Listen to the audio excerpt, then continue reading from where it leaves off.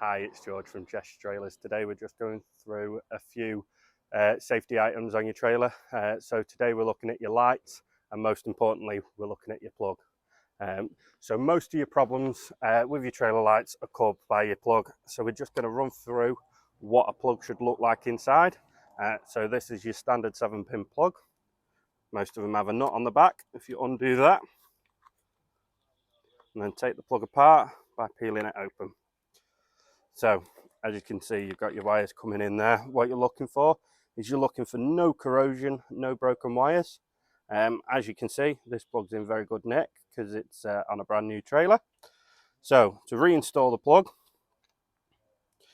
you'll see you've got a small notch there and a small notch on the outer casing. Line them two up.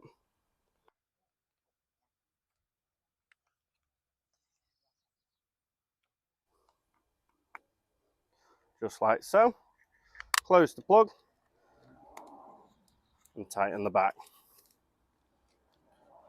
Like I say, most of your problems with your lights on a trailer are caused by your plug. So if you have any lighting problems, please give Cheshire Trailers a call and we'll be able to sort you out.